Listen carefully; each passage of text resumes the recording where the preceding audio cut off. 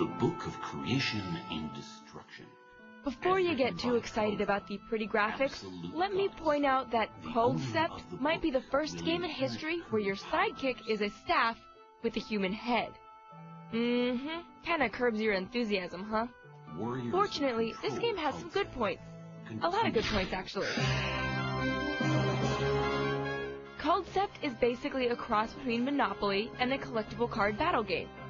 You start the game with a deck of 50 magic cards.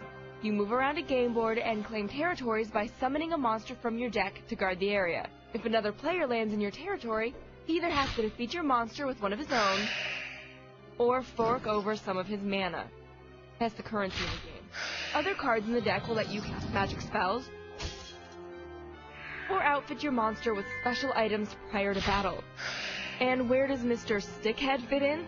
Well, he's part of the single-player quest that has you saving the world from a bunch of bad people. So of course, besides the fun inherent in reading through a bunch of text messages, it's really pretty stupid. So the less we say about that, the better.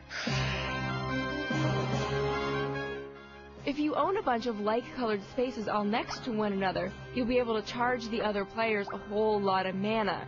You can also spend your mana to upgrade your spaces, houses and hotels, and then charge even bigger tolls.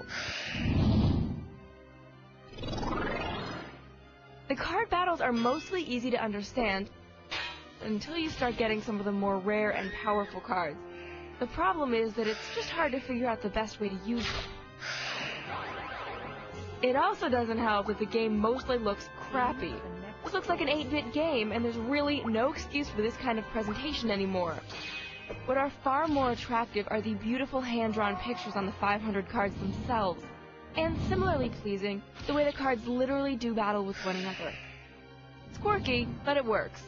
So, with goofy, hard-to-peg gameplay, inferior graphics, and hands down, one of the worst names we've ever heard, we're pretty sure that Culdcept isn't going to sell very well.